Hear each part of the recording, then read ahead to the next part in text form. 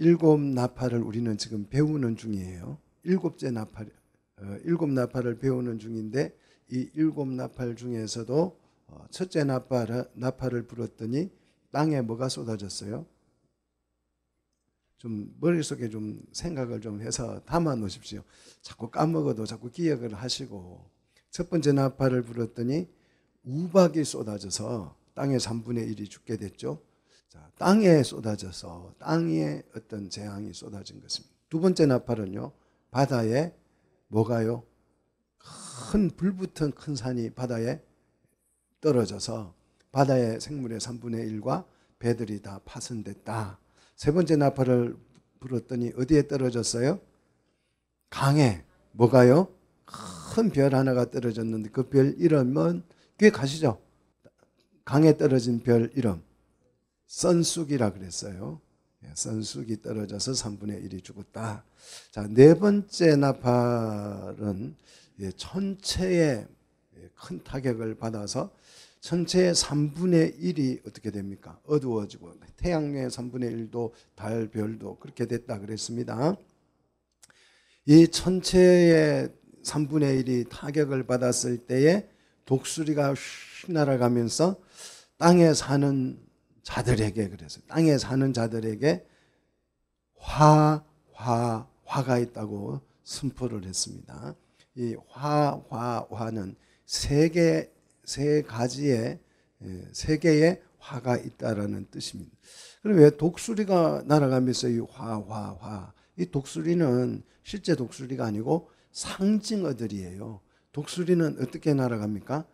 천천히 날아가는 게 아니고 굉장히 빠른 속도로 나르죠. 그래서 이 화가 신속하게 임할 것이라는 상징을 하는 것들입니다. 그래서 계시록을 배울 때는 이 상징어를 여러분이 잘 기억하고 계셔야 돼요. 그래야 읽을 때 이런 의미로 지금 이 얘기를 하고 있구나. 그래서 본문이 이해가 되는 거죠. 자, 그러면 독수리가 선포한 세 가지 화 중에서 첫 번째 화가 뭐냐? 이제 다섯 번째 나팔을 불 때 그 독수리가 선포한 세 화 중에서 첫 번째 화가 나타나는데요. 우리 성경을 보십시오. 자, 보시면 첫 번째 화는 자, 하늘에서 뭐가요?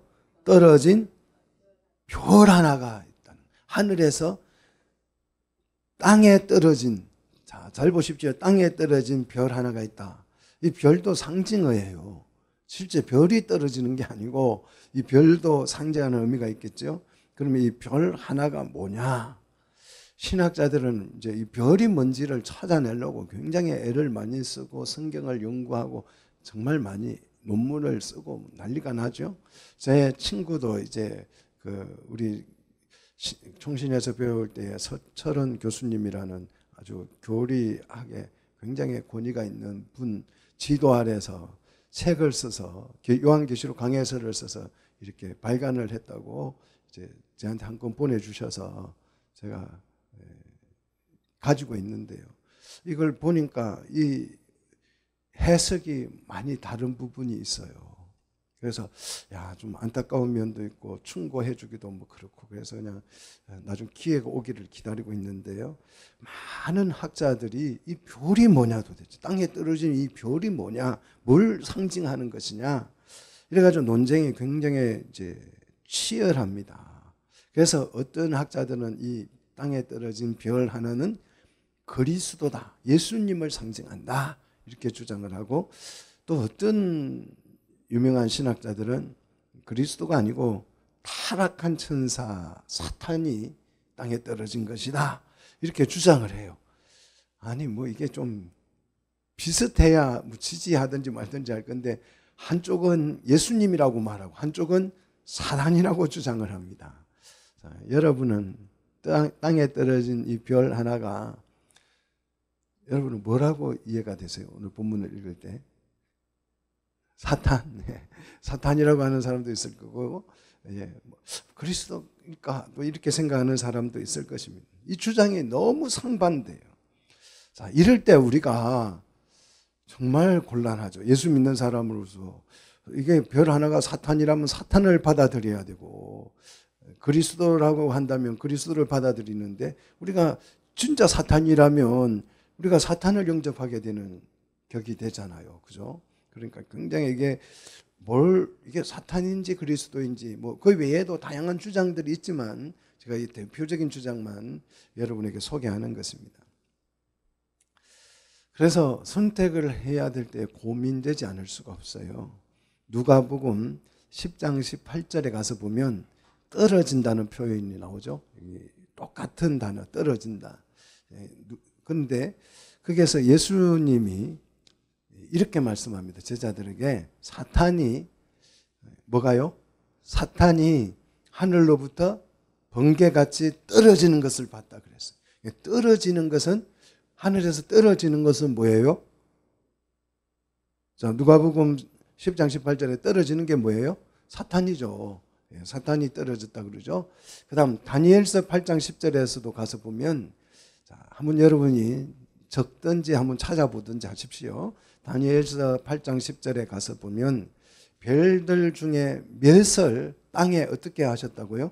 떨어뜨리고 뭐 했다고 그랬어요? 짓밟고 그랬잖아요. 이것도 역시 이 별, 땅에 하늘에서 떨어지는 이 별은 사탄으로 표현되고 있습니다. 자, 그 다음에 이사야 14장 12절 요건 우리 한번 같이 찾아봅시다. 이사야 14장 12절에 아주 유명한 성경 구절이죠. 자, 이사야 14장 12절 보시면 아침의 아들 뭐요?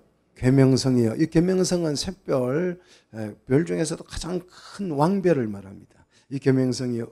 어찌 그리 하늘에서 떨어졌으며 그랬어요. 이걸 잘못 이해해가지고 어떤 찬송가 보면 아침의 아들 계명성이하고 사단을 찬양하는 경우도 있어요. 우리 찬송가에도 지금 없어졌는지 제가 확인을 안 해봤지만 그런 찬양이 있었죠. 자, 여기에서 아침의 아들 계명성 할 때는 물론 예수님도 계명성으로 아침에 계시록에 보면 새벽별이라고 표현한 게 계명성을 말해요. 예수님으로 표현될 때도 있고 문맥상 사탄으로 표현될 때도 있어요. 그래서 이걸 구분할 줄 알아야 됩니다. 자, 어찌 그리 하늘에서 떨어졌으며 이 떨어졌다라는 이 수식어 때문에 오늘 이 하늘에서 땅에 떨어진 이 별 하나를 사탄이라고 주장하는 그런 학자들이 있습니다. 이 떨어졌다라는 이 단어가 팝토라는 단어인데요. 넘어지다, 잃다, 멸망하다 이런 부정적인 의미로 쓰이고 있어요. 그래서 이 팝토라는 단어는 배교를 했을 때 배교는 그리스도에게 떨어지는 거죠. 그리스도에게서 떨어지는 거지요. 그다음 권력에서 이렇게 추락했을 때에 이 팝토라는 단어를 쓰고 또는 파멸에 완전히 빠졌을 때에 이 팝토라는 단어를 주로 씁니다. 그리고 심판을 받는 것 이것도 완전히 이제 멸망당하는 거잖아요. 떨어지는 거잖아요. 그때도 이 팝토라는 단어를 쓰고요. 아래에서 아주 밑바닥에서 죽어가는 상태를 말할 때도 이 팝토라는 의미를 씁니다. 그래서 이 팝토, 떨어지다라고 하는 이 단어는 모든 용례에 있어서 부정적으로 사용되어지고 있습니다. 그래서 하늘에서 땅에 떨어진 이 별 하나가 떨어졌다고 하는데 이 떨어졌다라는 이 단어 때문에 되게 이제 학자들이 사탄일 것이다 이렇게 해석을 합니다. 그런데요, 성경을 또 보면 다른 성경을 보시면 예수님에게도 이 팝토라는 단어를 또 쓰고 있어요. 예수님에게도 누가복음 20장 18절을 한번 보시면 여러분 같이 한번 읽어볼까요? 누가복음 20장 18절 떨어진다는 이 똑같은 단어를 예수님에게도 적용해서 씁니다. 찾으셨으면 우리 한번 같이 읽어보도록 하겠습니다. 무릇 이 돌 위에 떨어지는 자는 깨어지겠고 이 돌이 그 사람 위에 떨어지면 그는 가루로 만들어 흩으리라 그랬어요. 자, 이 돌은 누구를 말해요? 이 돌 예수님을 말하죠. 자, 돌이 떨어진다라는 표현.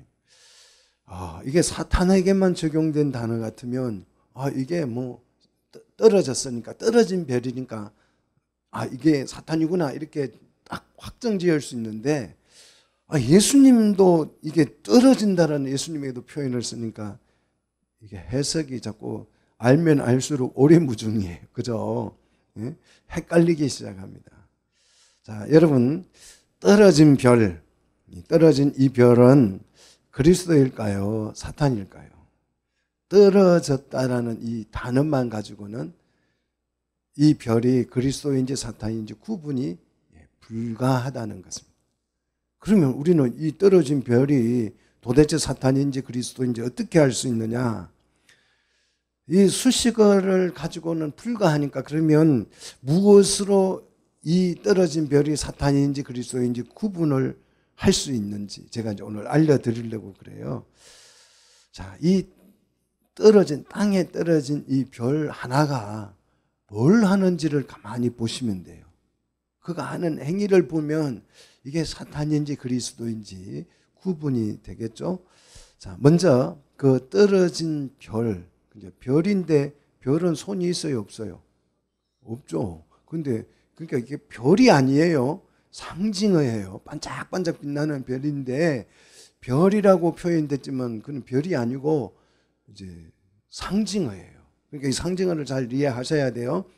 이 별의 손을 보십시오. 손에 뭐가 들려 있어요? 무저갱의 열쇠를 가지고 떨어진 거예요. 무저갱의 열쇠를. 빈손으로 온 게 아니고 무저갱의 열쇠를 가지고 왔어요. 굉장히 중요합니다. 그런데 이 무저갱의 열쇠를 이 별이 어디서 난 거예요?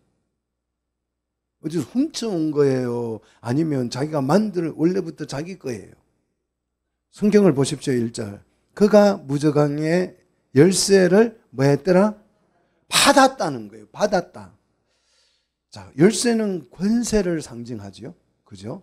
권세를 상징하는 이 열쇠를 받았습니다. 이 받았다는 말은 하사하다는 뜻인데요. 원어로는 디도미라는 단어예요. 디도미. 디도미라는 이 단어는 부여를 받았다, 수여받다 그런 뜻이에요. 그래서 이 디도미는 하나님이 그 떨어진 별에게 무저갱의 열쇠를 수여했다라는 그런 의미예요. 자, 하나님이 우리에게 뭘 주셨어요? 성령을 주셨죠. 성령을 주셨다라고 표현할 때 요한일서 4장 13절에서도 가서 보시면 성령을 주셨다라는 이 단어도 디돔이라는 단어를 쓰고 있습니다. 자, 무저갱의 열쇠를 이 떨어지는 별에게 누가 주신 거예요? 하나님이 주신 거예요. 그러면 그냥 이 별이 떨어진 게 아니고 무저갱의 열쇠를 주어서 땅에 떨어졌다고 표현을 했지만 땅에 떨어진 것은 추락했다는 뜻이 아니고 그 무저갱의 열쇠를 가지고 그 별이 뭐 했다는 거예요? 땅으로 왔다는 뜻이죠. 여러분, 별이 내려왔다고 표현합니까? 떨어졌다고 표현합니까? 우리는 문학적으로 별이 떨어졌다라고 표현을 하는 거예요. 돌이 떨어지는 거지 돌이 내려와서 가루를 만들지는 않아요. 무슨 말인지 이해돼서 이게 문학적인 표현이에요. 그래서 떨어졌다라는 말만 가지고는 이게 그리스도인지 사탄인지 그냥 좀 쉽게 생각하면 떨어졌네. 사탄이구나. 천사도 그 계명성 아침의 아들도 떨어진 것이 사탄을 의미하니까 그렇구나. 사탄이구나. 이렇게 쉽게 해석해서는 안 된다는 거예요. 자, 그러니까 별이 그냥 온 게 아니고 무저갱이를 가지고 내려온 거예요. 그죠?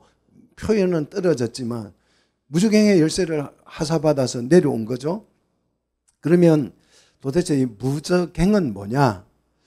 무저갱이라고 하는 이 단어는 깊이가 없는, 깊이가 없다니까 아주 얇다는 뜻이 아니고 깊이를 잴 수 없는, 깊이 아래를 알 수 없는 그런 아주 깊은 구렁텅이를 표현하는 단어예요. 그래서 계시록 그 11장 7절을 보십시오. 이 무저갱에서 올라오는 게 있어요. 무저갱에서 기어 나오는 게 있는데 그 무저갱에서 뭐가 기어 나오는지 계시록 11장 7절. 자, 뭐가 기어 나와요? 짐승이 나오는데 이 짐승은 뭐예요? 무저갱에서 기어 나오는 이 짐승은 뭐겠어요? 예, 사탄이겠죠. 자, 요한계시록 20장 7절로 가서 한번 보십시다. 요한계시록 20장 7절.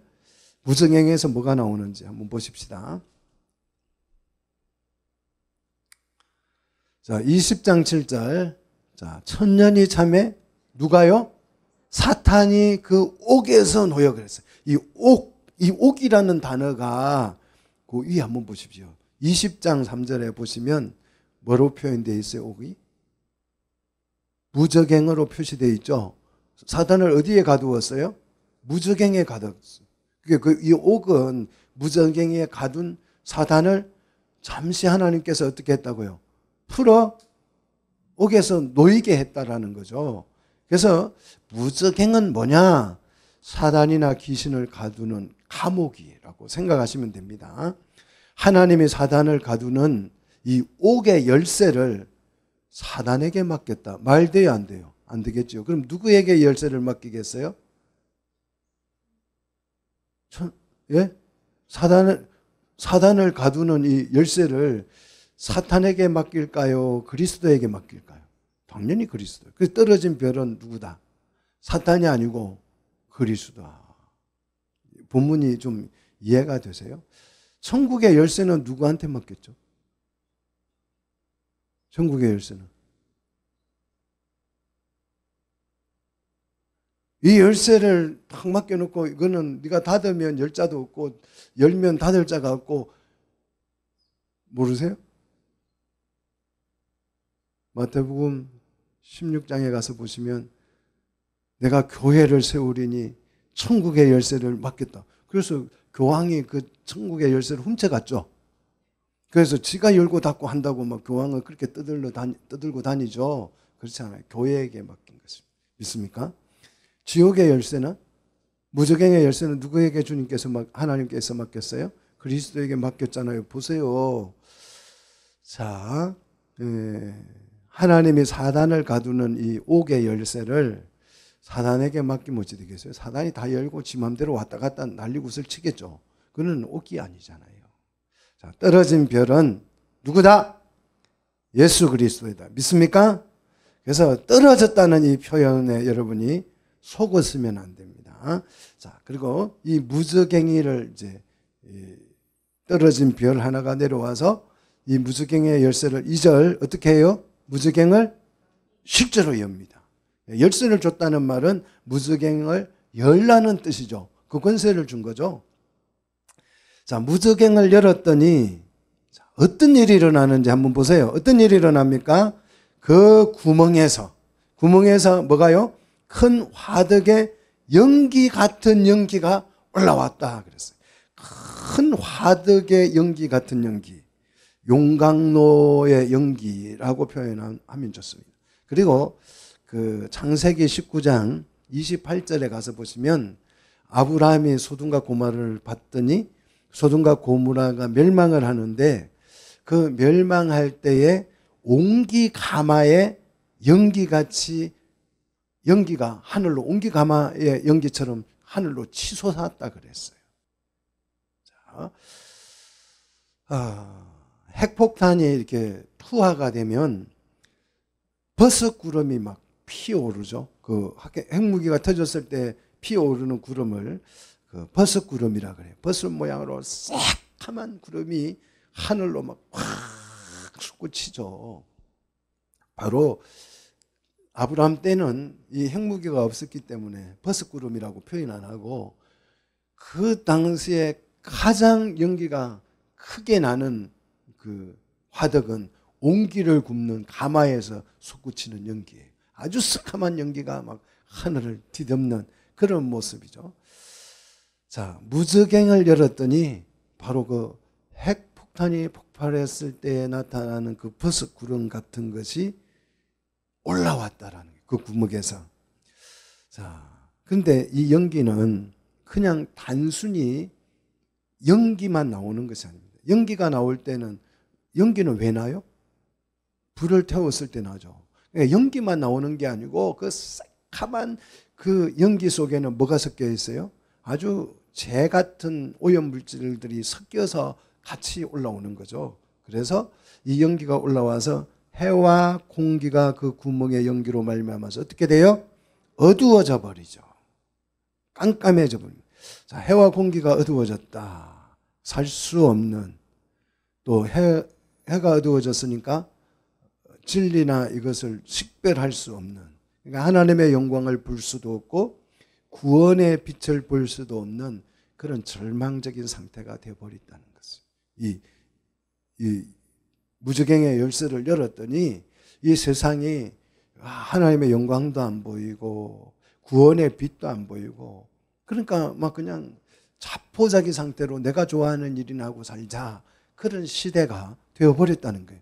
요한계시록은 미래를 예측하는 책이 아니고 오늘을, 현실을 파악하는 책이라고 그랬어요. 이걸 잊어버리시면 안 돼요. 이거 요한계시록 읽고 내가 미래를 예측해가지고 미래는 내일은 이런 일이 일어날 거야, 이렇게 얘기하는 사람 전부 다 저는 사이비라고 생각합니다.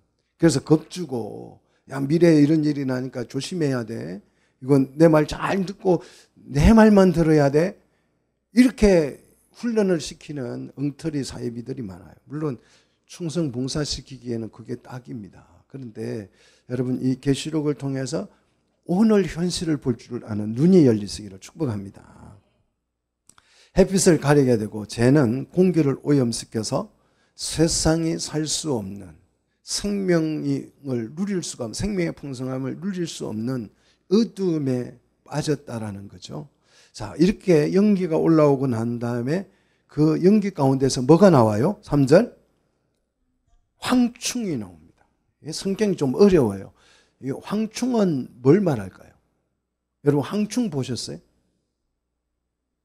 이 어려운 말을 써놓으니까 우리 정선사님 못 봤다 그러는데, 황충을 여러분 봤어요. 황충이 뭐냐? 뭘 것 같아요? 메뚜기를 말해요. 메뚜기. 메뚜기가 왔다 이러면 되는데, 근데 메뚜기는요, 뭐예요? 식용이잖아요. 네. 그 요한도 석청하고 뭘 먹고 살았대요? 메뚜기 먹고 살았대요. 이 메뚜기를 황충이라고 번역을 해놓으니까 너무 어려운 거예요. 자, 메뚜기가 작으면 식용인데 이게 너무 많으면 어찌 될까요? 재앙이 되죠. 그래서 애굽에 하나님께서 10가지 재앙 중에서 무슨 재앙이 있어요? 메뚜기 재앙이 있잖아요. 자, 이 메뚜기는 멸망 직전에 나타나는 심판을 상징해요. 메뚜기도 상징해요. 실제 메뚜기가 아니에요. 메뚜기가 뭐 이렇게 바짝바짝 뛰어나왔다, 이 얘기가 아니에요. 이 메뚜기는 뭘 상징한다고요? 멸망 직전에 나타나는 심판을 상징할 때에 이 메뚜기가 왔다는 거예요. 그 메뚜기는 하나님의 심판이 지금 우리 눈앞에 왔다라는 것을 상징하는 거예요. 이해되세요? 자, 식용인 메뚜기가 재앙이 됐어요. 이게 정말 큰 재난이죠. 자, 이 메뚜기는 그냥 나온 게 아니고, 그냥 빈손으로 나온 게 아니고 3절에 보시면 땅에 있는 정갈의 권세와 같은 권세를 가지고 나온 거예요. 자, 정갈은 뭐예요? 사람을 죽이는 거죠. 근데 메뚜기는 사람을 죽이는 것이 아닌데, 이 착한 메뚜기가 무슨 권세를 가지고 왔는데 뭘 가지고 왔다고요?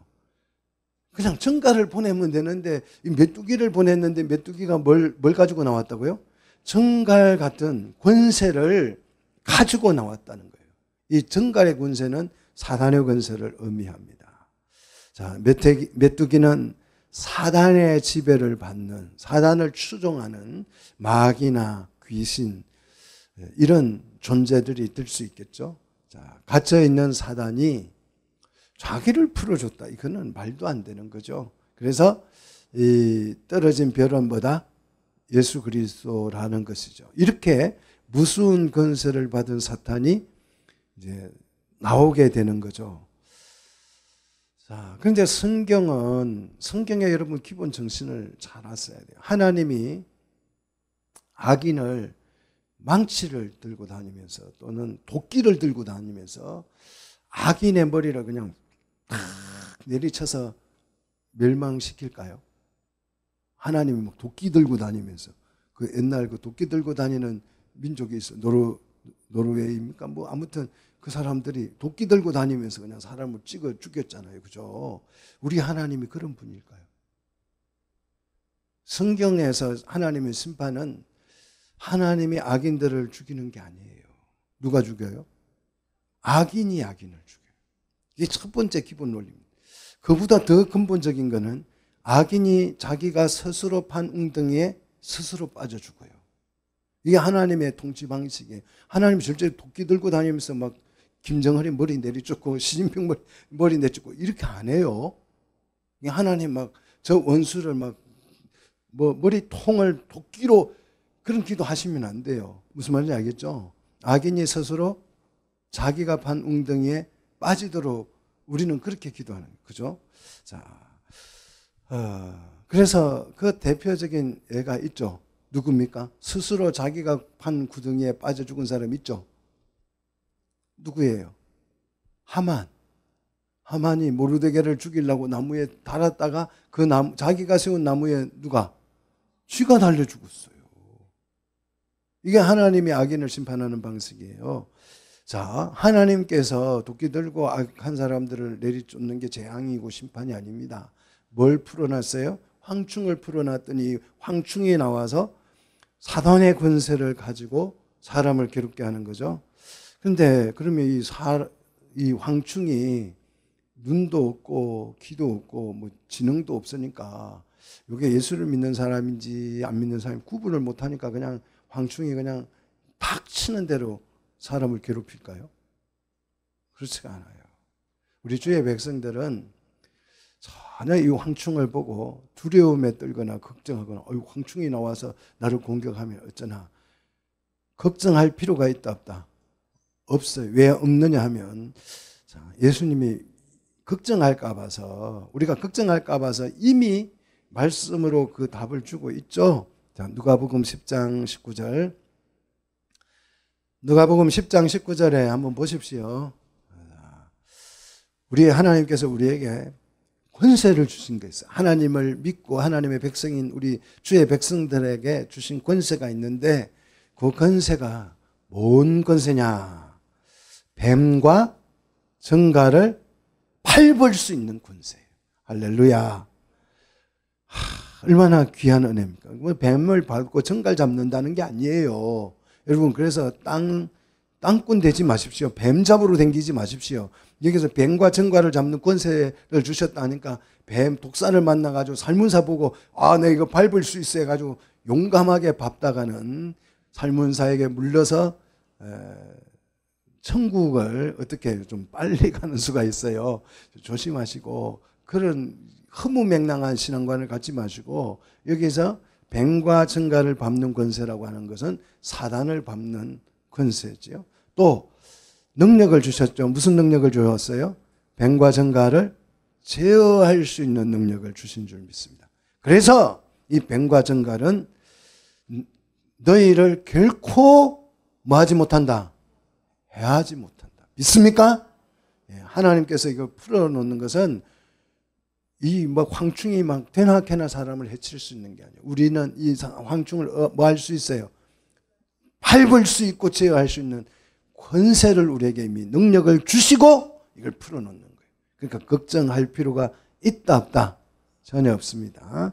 자, 땅에 떨어진 큰 별 하나가 정갈의 권세와 같은 권세를 받은 그 황충에게 4절 명령을 내립니다. 자, 명령을 내리는데 무슨 명령을 내리느냐?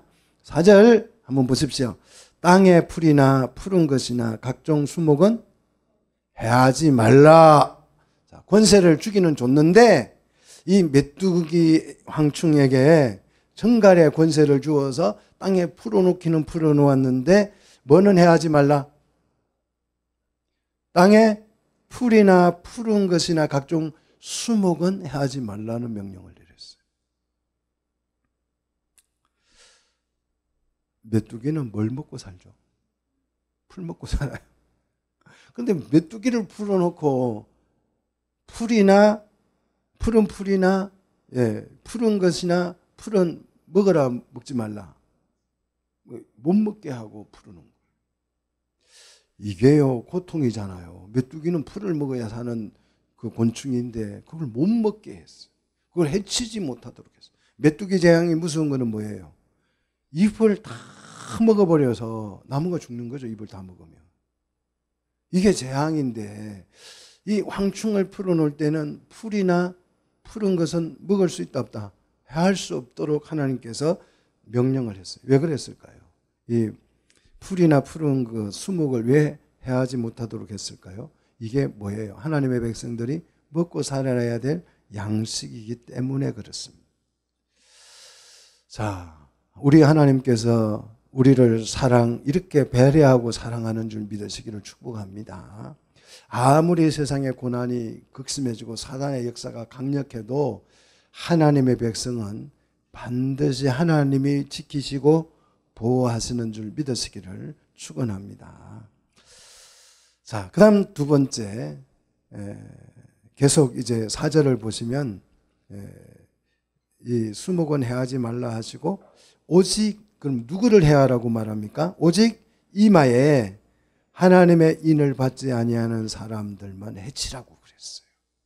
자, 이 황충재앙, 메뚜기 재앙, 첫 번째 이 화는 누구가 재난을 당하는 거예요? 하나님의 백성이 아니고 누구요? 인침을 받지 아니한 사람들이에요. 자, 7장 3절에서 하나님께서 여섯 번째 인을 뗐을 때에 그 여섯 번째 인 때문에 뭐 하는 거였어요? 하나님의 백성들에게 인을 치는 거였죠.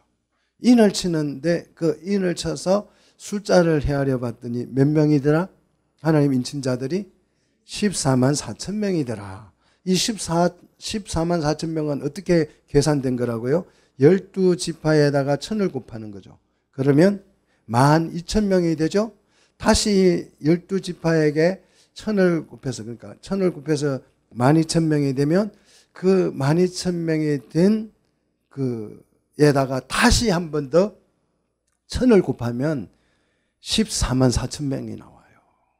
그래서 이 1000이라고 하는 숫자는 그냥 1000명을 딱 이렇게 모집을 했다는 뜻이 아니고 1000이라고 하는 것은 셀 수 없는 숫자, 가장 큰 숫자를 의미한다고 그랬죠. 근데 가장 셀 수 없는 많은 이 숫자를 몇 번 곱해요? 2번 반복해서 곱해요. 그러니까 이거는 뭐 정말 헤아릴 수 없는 셀 수 없는 큰 무리를 일컬어서 표현할 때에 14만 4천 명이다. 이렇게 표현을 합니다. 자, 그래서 첫 번째 화, 이 다섯 번째 나팔은 누구에 대한 재앙입니까? 불신자들, 하나님의 인을 받지 못한 그 악인들에게 내리는 재앙이라고 보시면 됩니다. 자, 그래서 오늘 이 첫 번째 화는 하나님의 인을 받지 않는 사람들이 대상이에요. 근데 이 화는 5절을 보시면 정갈같이 사람을 죽일 수 있는 그런 권세를 받았지만 5절을 보시면 그들을 뭐하게 죽이지는 못하게 했어요. 인 받지 않았지만 이놈들을 가서 다 죽여버리라. 내가 감히 인을 치는데 거부했다고 다 죽여버려. 이게 아니고 죽이지는 못하게 했습니다. 재앙이 황충에 의해서 주어지지만 그 황충을 누가 통제해요? 풀어먹지 말고 죽이지도 못하게 하고 누가 이거 하는 거예요?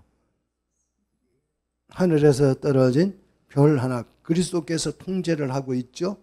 하나님이 통치를 하고 있습니다. 왜 죽이지 못하게 했을까요? 이 하나님의 인을 치는데 거부한 이 자들을 왜, 이 악한 자들을 왜 하나님이 죽이지 말라고 했어요? 그러면서 막 왜 재앙을, 고통을 내릴까요? 무슨 뜻이에요, 이게? 회개하라는 뜻이에요. 그러니까 이 재앙은 회개의 목적이 있는 것이지 죽이는 데 목적이 있는 것이 아닙니다. 이게 뭐예요? 악인들도 하나님은 돌아오기를 뭐하고 계셔요? 기다리십니다. 악한 자도 주님께 나와서 구원을 받기를 하나님은 간절히 원하는 것. 이게 우리 하나님의 사랑이에요. 그런데 악인들은 이 하나님의 오래 참으심을 이용하지요.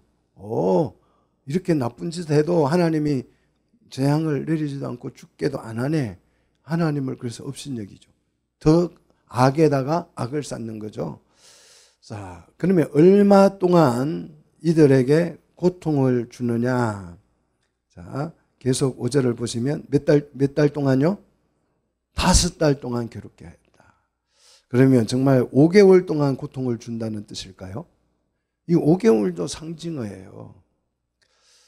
왜 5개월일까요? 6개월도 아니고 1년도 아니고 3개월도 아니고 왜 5개월일까요? 메뚜기 재앙이라 그랬잖아요. 메뚜기는 5달 사람, 5달. 풀을 먹고 봄에 나서 풀을 먹고 잎이 질 때가 되면 가을이 되면 다 소멸되죠. 그래서 5개월이에요. 메뚜기가 생존 기간을 5개월로 보기 때문에 5개월이라고 표현한 것입니다. 자, 이 5개월이라고 하는 의미는 우리가 좀 작다라는 표현을 할 때는 한두 개라 그러잖아요. 그죠? 작다고 표현할 때는. 그런데 서너 개 하면 좀 이제 중간쯤 되고 그 이상은 어때요? 좀 많다라는 약간 많은 감이 들죠. 그래서 5개월은 작다라는 개념보다는 약간은 좀 긴 시간이다. 하나님이 그만큼 오래 참으신다는 뜻이에요. 하나님의 이 오래 참으심은 사랑입니다. 그런데 악인들은 이 사랑을 어떻게 여겨요? 악용하죠. 그래서 악의 악을 더 쌓게 된다는 것입니다. 자, 그 다음 이 황충이 5개월 동안 괴롭히는데 정갈이 사람을 쏠 때 괴롭게 함과 같더라 그랬습니다. 예, 정갈이 사람을 괴롭히는데 이 괴롭힘은 죽지 않을 만큼 고통을 주는 거죠. 딱 죽어버리면 좋은데 정갈이 독을 싸가지고 막 죽을 만큼 치사랑이 들어와서 죽어버리면 되는데 이게 고통만 가하고 죽지 않을 만큼 치사랑을 투입하는 것이죠. 그래서 이 고통을 통해서 그들이 어떻게 하라는 거예요? 죄를 뉘우치고 하나님께로 돌아오라는, 죄에서 돌아서라고 하는, 그죠? 그래서 이 재앙은요, 압력입니다. 무슨 압력이에요?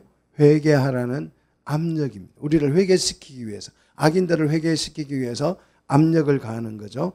자, 그래서 이런 고통이 주어질 때 6절 보십시오. 그날의 사람들이 너무 고통스러워서 뭐합니까? 죽기를 구하여도 죽지 않습니다.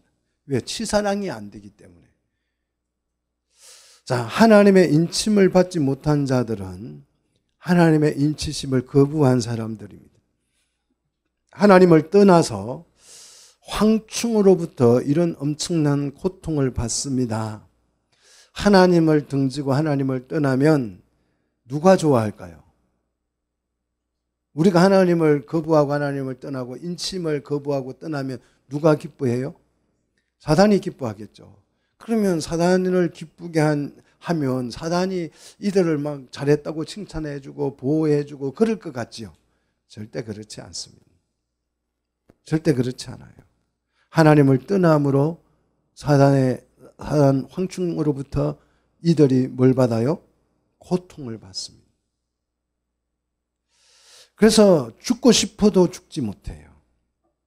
근데 왜 죽고 싶은데 죽을 수 없느냐? 자, 계속 보십시오. 죽고 싶으나 죽음이 그들을 뭐 했다? 피했다는 것이죠. 죽고 싶지만 죽음이 피했다는 것입니다. 고통의 정도가 사람이 감당하기 어려울 만큼 지독했어요. 그래서 사람들은 죽고 싶으나 죽고 싶은 마음이 막 일어나지만 죽을 수도 없는 그 이유가 뭐냐? 죽음이 그들을 어떻게 했다고요? 피했기 때문에. 요즘 보면 그런 현상이 일어나죠. 병원에 가면 죽을라 하면 연명치료를 하잖아요. 산소호흡기를 꼽아서 강제로 폐에 산소호흡기를 넣어서 폐가 막 숨을 쉬도록 만들어요. 계속 숨을 쉬도록. 자, 숨을 쉬면 혈액이 돌아요, 안 돌아요? 혈액이 막 심장을 이 공기를 막 심장으로 밀어넣으면 심장이 막 운동을 해가지고 피를 우리 온몸에 돌려서 사람이 죽지 않도록 하는 거죠. 제가 아는 부잣집 사모님은 쓰러졌는데 돈이 많으니까 그 자녀들이 연명치료를 했어요. 몇 년을 했냐면 10년, 15년간 연명치료를 했어요. 경상대학병원에다가 입원시켜놓고 연명치료를 해가지고 죽지도 않아요. 죽고 싶으나, 본인은 죽고 싶으나 폐가 뛰고 막 계속 강제로 막 심장을 막 압력을 넣어가지고 심장이 막 뛰도록 하니까 혈액은 다 도는데 의식은 없어요. 죽었어요. 죽어 있는 상태로 꼼짝도 못하고 말도 못하고 얼마나 불행한 것이에요. 그래서 요즘은 나는 정말 그런 지옥에 살고 싶지가 않아. 그래서 연명치료를 거부하는 사람들이 많습니다. 여러분도 미리 거부를 해 놓으시면 그런 이 황충의 고통 같은 고통을 여러분 안 받게 될 것입니다. 자, 지옥이 따로 없겠죠. 10년간, 20년간 그 고통 속에 내가 계속 있어야 된다고 생각해 보십시오. 죽지도 못하고. 자, 황충의 이제 모양입니다. 그러면 황충이 어떻게 생겼느냐? 실제 메뚜기냐? 그런 게 아니에요. 7절. 자, 실제 메뚜기의 모양이 아니고 상징이라고 그랬습니다. 자, 이 황충의 모양을 자세히 설명하는데 7절을 보시면 전쟁을 위하여 준비한 뭐와 같이 생겼어요? 메뚜기가 말처럼 생겼다는 거예요. 말은 여러분 무기죠. 병기죠. 전쟁용이죠. 그러니까 이 메뚜기 재앙이라고 하는 것은 전쟁을 위하여 준비한 말과 같다 그랬으니까 이 재앙은 전쟁으로 고통을 받게 되는 재앙을 의미한다는 것을 우리가 충분히 감지할 수가 있습니다. 자, 그리고 이 메뚜기의 머리는 뭐와 같아요? 금 같은 뭘 썼어요? 자, 7절 계속 보십시오. 그 머리에는 금 같은 뭘 썼다고요? 관을 썼다. 관을 썼다. 이 관이라고 하는 것은 스테파노스, 우리가 말하는 멜루간을 의미하는데요. 왕관이나 멜루간을 스테파노스라고 하는데 이 관은 운동 경기에서 승리한 사람에게 씌워주는 관이에요. 그래서 이 메뚜기는 머리에다가 관을 썼는데 금관을 쓴 게 아니고 금 같은 관을 썼다는 거예요. 이게 무슨 뜻이에요? 관은 관인데 따라합시다. 짝퉁관. 짝퉁이죠. 금관을 쓴 게 아니고 짝퉁을 쓴 거예요. 자, 여러분 주변에 가만히 한번 살펴보십시오. 이단자들은 꼭 머리에다가 뭘 쓰고 나와요? 이단자들 안 봤어요? 뭐 신천지 이만희가 등장을 하면 그냥 이렇게 머리 드라이하고 나옵니까? 아니죠. 머리에다가 관을 하나 꼭 쓰고 나와요. 교황을 보시면 교황도 그냥 나오는 게 아니고 머리에다가 뭘 하나 덮으시죠. 그게 스테파노스예요. 금 같은 관. 금 같은 관. 그거 보고 여러분, 와, 멋있네. 다 속습니다. 다 속습니다. 저도 좀 쇼를 하려면 관을 탁 한 개 쓰고 가운도 좀 피까부쩍한 거 팍 입고 그렇게 해가지고 하면 여러분이 잘 속을 거예요. 감히 이렇게 하면서 이음을 탁 가지면 쇼를 하면 사람들은 잘 속아요. 그래서 이 사단이 스테파노스를 덮어쓰고 나오는 거예요. 이단들이 그래서 이단들은 뭐 옷도 하얀 옷을 입기도 하고 아무튼 좀 독특해요. 뭔가 좀 다르게 표현하려고 애를 씁니다. 왕들도 멸류관을 쓰고 나오죠. 다 가짜예요. 짝퉁이에요. 우리의 왕은 누구밖에 없습니까? 하나님밖에 없어요. 가시 멸류관을 쓰신 주님만이 우리의 왕이신 줄 믿으시기를 축원합니다. 자, 그리고 이 황충의 모양 얼굴은 뭐 같아요? 사람의 얼굴 같다. 사람이 아니고 사람의 얼굴 같다 그랬으니까 이 사람은 지적 존재를 의미하지요. 그죠? 그래서 여러분 저는 읽으면서 드론이 자꾸 생각이 나더라고요. 드론. 자, 드론은 요즘 그 AI가 심상치 않습니다. AI가 사람을 흉내내요. 사람을 흉내냅니다. 감정도 느끼고 시도 쓰라 그러면 시도 쓰고 소설을 쓰라 그러면 소설도 쓰고요. 이 AI가 굉장히 지금 무섭습니다. 그리고 드론이 이게 굉장히 무서워요. 드론에게 사람의 얼굴을 이렇게 사진을 보여주면서 인식을 시켜요. 그리고 요렇게 생긴 사람을 가서 죽여 명령을 내리면 드론이 막 쫙 날아가가지고 딱 얼굴 인식을 쫙 찌릿찌릿 해가지고 딱 닮은 사람 나오면 목을 착 날려버려요. 무섭죠.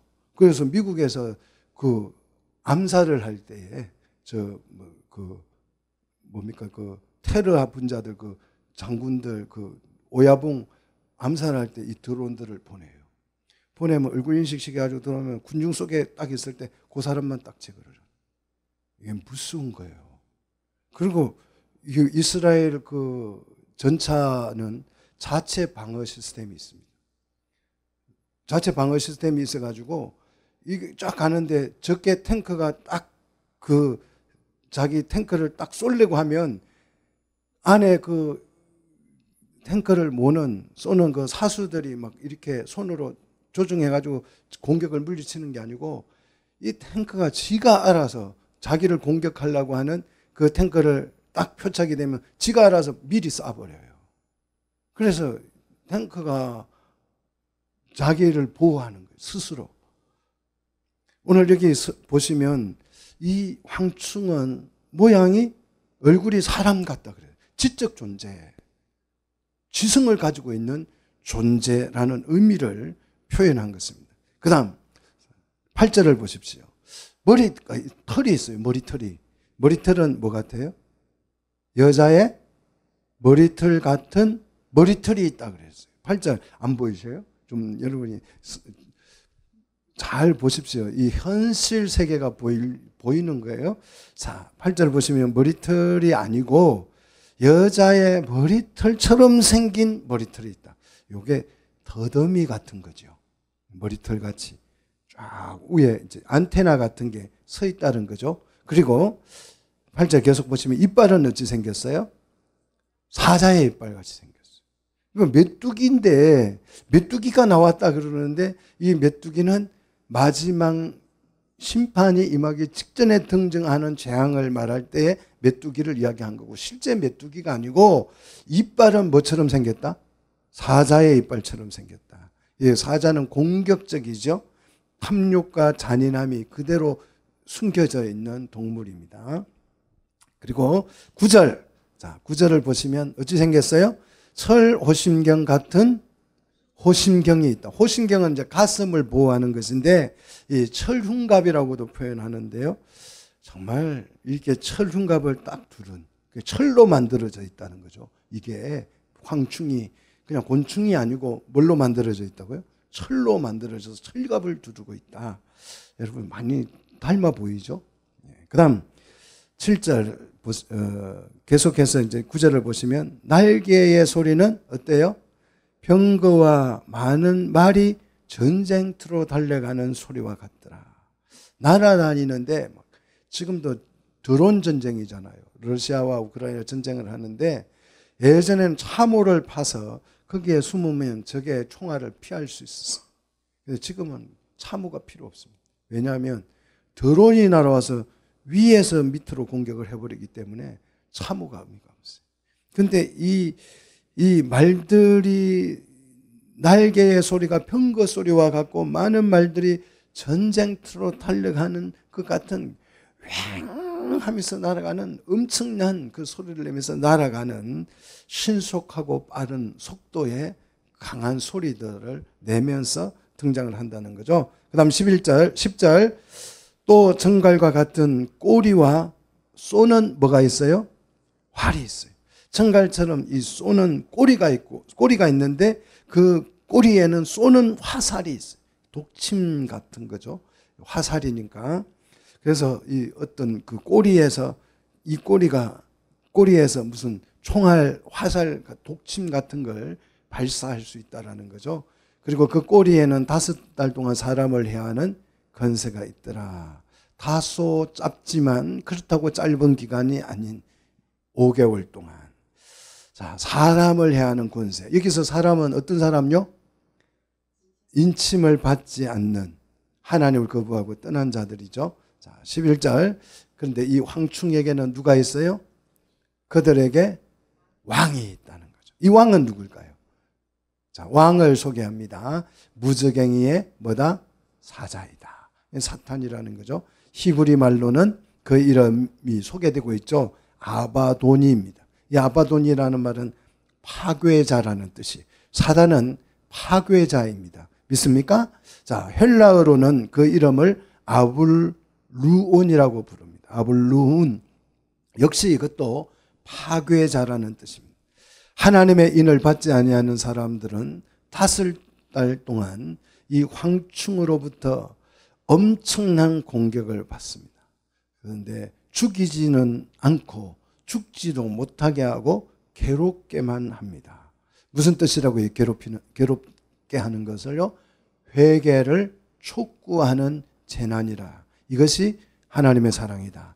이것이 첫 번째 화다 그랬습니다. 자, 12절로 넘어갑니다. 자, 첫째 화는 지나갔으니 보라, 아직도 이후에는 이제 화가 몇 개 남았어요? 하나 썼어요. 몇 개 남았어요? 2개 남았지요. 아직 화가 2개가 더 남았어요. 자, 두 번째 화는 언제 오냐? 13절, 6번째 나팔을 불 때입니다. 6번째 나팔을 쫙 부니까 하나님 앞 금제단 4뿌리에서 한 음성이 나왔어요. 자, 여기에서 금제단은 뭘 말한다고 그랬어요? 향단이라고 그랬죠. 이 향단에 향을 드리는 것은 뭘 의미한다고요? 우리의 기도가 하나님 앞에 들어진다는 의미고, 그 향단에서 기도가 들어졌을 때 나오는 음성을 우리는 뭐라고 불러요? 기도의 응답이라고 부르죠. 그 기도를 통해서 하나님 앞에 제단 아래에서 부러졌던 하나님의 공의가 이 땅에 실현되도록 기도했던 그 기도가 하나님 앞에 들어졌을 때에 그 향단에서 한 음성이 나왔어요. 응답이 나왔다는 것이에요. 자, 나팔 가진 6째 천사에게 그 음성이 나서 14절 뭐라고 말씀합니까? 큰 강 유브라데에 결박한 누구요? 4천사를 놓아주라 그랬어요. 가나안 땅 동쪽 경계선이 유브라데 강인데요. 이 유브라데 강을 건너면 아수르라고 하는 아수르라고 하는 정말 이스라엘을 끊임없이 괴롭혔던 대적이 아수르잖아요. 결국 이 아수르에 의해서 북이스라엘이 멸망을 당했습니다. 그래서 유브라데 강은 악한 영들의 공격을 상징하는데요. 15절, 4천사가 놓였으니, 4천사는 6장에 보면 4마를 탄 자들이 나오지요. 자, 그 탄 자들, 이 사단을 놓아주게 되니까 놓아주고 그들에게 명령을 합니다. 자, 15절 보십시오. 그들은 거년 월 일시에 이르러 그랬습니다. 자, 거년 월 일시, 욕 같은데요. 거년 그 몇 년, 몇 월, 며칠, 몇 시, 시간까지 정하고 있죠. 이것은 하나님이 정해진 특별한 시간, 하나님 계획한 그 시간에 이제 뭘 하라는 거죠. 그러니까 악한 천사들도 사단도 누구의 통제를 받아요? 하나님의 통제를 받고 있습니다. 그 년, 그 월, 그 시간에 자, 사람의 3분의 1을 어떻게 하기로? 죽이기로 준비된 자다. 유브라데 강에서 나온 4천사는 황충한 사람을 죽여요, 안 죽여요? 죽이지는 못하고 괴롭게만 했지만 이 4천사는 죽이기로 준비된, 그러니까 사망 선고를 받은 자들을 뭐 하는 거예요? 실제로 죽이는 거죠. 자, 죽이는데 이 화가요, 첫 번째 화는 죽지는 않게 하고 두 번째 화는 실제로 죽게 만드니까 이 화의 강도가 세져요, 약해져요? 강해지죠. 왜 강해질까요? 사람들이 더 강팍해지고 악해지기 때문에. 그래서 이 4천사의 거느린 숫자를 보니까 16절 마병대의 숫자라 그랬어요. 마병, 말을 타고 탄 자들이죠. 숫자가 몇 명입니까? 2만이 아니에요. 2만만이에요. 2만만이라는 숫자는 있어요, 없어요? 없어요. 그러니까 2만에다가 만을 곱했다는 거예요. 천이 아니고 이번에 만을 곱했다는 거예요. 만을 곱하니까 2만에다가 만을 곱하면 2억이 되는 거죠. 2억. 2억면. 자, 수를 헤아릴 수 없을 만큼 큰 이 군대가 등장을 하는데, 이 군대는 하나님의 인을 받지 않은 자들의 3분의 1을 죽이기로 한 이 군대죠. 자, 하나님의 인침을 받은 사람은 몇 명요? 14만 4천 명인데, 그렇다면 이 하나님의 인침 받은 사람도 많지만 인침을 거부한 사람들이 더 많은 거예요. 그러니까 2억 명의 군대가 등장하죠. 14만 명보다 훨씬 더 많잖아요. 2억은. 자, 이렇게 해서 3분의 1을 죽이기에 충분한 숫자로 2만 만이라고 표현을 했습니다. 자, 그 다음 계속 보십시오. 16절. 그 같은 환상 가운데. 이것은 뭐예요? 지금 말하는 것은 환상을 보고 있다는 것을 표현하죠. 환상 가운데서 그 말들과 그 위에 탄자들을 보니, 자, 탄자, 뇌천사가 등장을 했는데 그 탄자를 보니까 불빛과 자주빛과 유황빛 호심경이 있고, 호심경 가슴을 말해요. 이 가슴에 불빛이 나오는데 그냥 불빛이 하나 나오고 또 자주빛도 나오고 유황빛도 나와요. 그러니까 가슴에서 세 가지 빛이 막 반짝반짝반짝 하면서 나오는 거예요.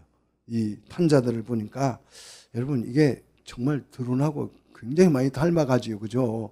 철로 만들어졌고 가슴에 빛이 반짝반짝 나오는데 불빛도 나오고 유황빛도 나오고 자주빛도, 이 빛이 막 찬란하게 나온다는 거죠. 그리고 계속 보시면 그 말들의 머리는 뭐 같아요? 사자머리 같고 그랬어요. 자, 말의 머리가 사자 같다는 말. 말은 머리로는 뭘 못해요. 근데 사자는 머리로 뭘 다 하잖아요. 물고 뜯고 다 하잖아요. 공격적인 형태를 띠다는 거죠. 그러니까 말은 이동하는 것이라면, 이동을 빠르게 할 수 있는 수단이라면 그 머리가 사자 같으니까 빨리 달려가서 공격할 수 있는 그런 뜻이죠. 자, 그 다음 계속 보십시오. 그 입에서 뭐가 나와요? 불과 연기와 유황이 나오더라 그랬어요. 여러분, 포탄을 쏘면 불과 연기와 유황이 같이 나옵니다. 미사일을 팍 쏘면 그 입구에서 연기도 나오고 불도 나오죠. 그죠? 그리고 유황도 쏟아지죠. 자, 정말 이게 무서운 전쟁, 미사일 같은 모습이 연상이 됩니다. 그래서 이 불과 연기와 유황은 세 가지 재앙이라 그랬죠. 18절 같이 읽습니다. 이 세 재앙 곧 자기들의 입에서 나오는 불과 연기와 유황으로 말미암아 사람의 몇 명이요? 3분의 1. 이 사람은 누구라고요? 하나님의 인침을 받은 자, 받지 않은 자. 받지 않은 자들이 이 사단의 공격에 의해서 죽게 된다. 자, 불과 연기와 유황은 핵무기 피해하고 좀 비슷합니다. 그래서 3분의 1이 죽게 되는데, 첫 번째 화는 괴롭게만 했지만 두 번째 화는요, 실제로 3분의 1이 죽게 됩니다. 재난의 강도가, 재앙의 강도가 세어지는 것은 그만큼 사람들이 더 악하고 회개치 않기 때문이다라는 것입니다. 그리고 이 말의 특징을 19절에 소개하는데, 이 말들의 힘은 어디에 있어요? 입과 꼬리에 있어요. 자, 그 다음 꼬리는 뭐 같아요? 뱀 같다. 사단의 특징을 그대로 가지고 있다는 것이죠. 또 꼬리에는 뭐가 있어요? 꼬리에 뭐가 있어요? 머리가 있어서 그것으로 해야 하더라. 이 꼬리에 센서가 달려 있는 거예요. 그래서 그 꼬리가 지능적으로 움직이는 것이, 이런 무서운 이 전쟁을 준비한 이 뇌천사가 등장을 해서 하나님의 인을 받지 아니한 사람들의 3분의 1을 죽게 되는데, 자, 20절. 자, 이 재앙에 죽지 않고 생존자들이 그 당시에 인받지 않는 사람들이 얼마나 강팍한지를 보여줍니다. 20절. 그 손으로 행한 일을 회개한다 안 한다? 회개하지 않아요. 이 재앙을 받고도 회개하지 않습니다. 고통이 가해지면 가해질수록 이들은 회개하지 않아요. 손으로 행한 일은 의도적으로 행한 죄악을 말해요.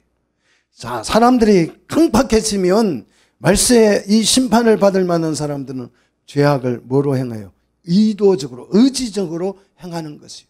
법을 만들어서 의도적으로 악을 행하는 것이지요. 하나님의 인을 받지 않는 사람들의 이런 모습이에요. 사랑하는 성도들, 여러분, 인받았다고 하는 것이 축복인 줄 믿으시기를 축원합니다. 그리고 회개하지 않을 뿐만 아니라 오히려 여러 귀신과 또 보거나 듣거나 다니거나 하지 못하는 뭘요? 금, 은, 동과 목석의 우상에게 뭐하고요? 절을 하더라. 오히려 우상을 더 숭배하더라. 하나님은 거부하고 오히려 우상을 더 숭배하더라. 또 그 살인과 이들이 행하는 살인과 복술과 음행과 도둑질. 자, 살인은 사람을 죽이는 것이고 여기에서 복술은 독을 약을 넣는 자를 의미하는데 이 약은 독약이나 마약을 의미해요. 지금 이 마약이 굉장히 전 세계적으로 그래서 미국은 마약을 합법화하자라고 지금 막 운동이 일어나고 있어요. 이게 복술이죠. 이게 마약을 집어넣고 그리고 음행, 동성 연애 이거는 음행을 의미하는 거죠. 그리고 도둑질은 약탈을 의미합니다. 하나님의 인을 받지 아니한 사람들의 죄악 대표적인 네 가지. 살인, 복술, 중독, 마약 중독 이런 거죠. 음행, 그다음 도둑질, 약탈입니다. 이것이 말세 하나님의 인을 받지 못한 사람들에게서 나타나는 죄악이에요. 근데 이 죄악이 지금 실제로 인받지 아니한 사람들 사이에 굉장히 활성화가 되고 있다는 거 여러분 아시죠? 그래서 유럽에는 훔쳐가도 신고를 안 합니다. 없어서 훔쳐갔겠지. 미국에도 그런 주가 있다고 그래요. 도둑질을 해도 도둑의 인권을 보호해야 돼서 처벌을 안 한다는 거예요. 약탈이 일어나는 거예요. 실제로 우리 이 계시록은 미래의 사건이 아니에요. 실제 우리의 현실을 보여주고 있는 내용들입니다. 그래서 결국 하나님의 인받지 아니한 이 사람들은 회개해요, 안 해요? 회개하지 않습니다. 우리에게는 하나님이 인을 주셨죠. 자, 인을 주셨는데 인을 친 그 이름이 우리 이마에 인 받으신 거 여러분 한번 만져보세요. 뭐라고 거울 보시면 뭐라고 써져 있어요? 하나님 딱 도장을 찍어놨는데 그 도장에 뭐라고 새겨져 있어요? 안 보셨어요? 무슨 도장이 바뀌었어요? 그리스도의 이름과 하나님의 이름이 적혀있다. 한번 집에 가서 꼭 확인해 보십시오. 이마에 하나님의 이름을 딱 쳐놨는데 그리스도의 이름, 자 어린 양의 이름과 아버지의 이름이 거기에 기록을 해놨다는. 여러분 보시면 하나님의 인받은 성도들은 이리 재난으로부터 보호받을 줄로 믿습니다. 그래서 하나님은 하나님의 백성인 교회를 이 재난 속에서 지키시고 보호하시는 줄 믿으시기를 축원합니다.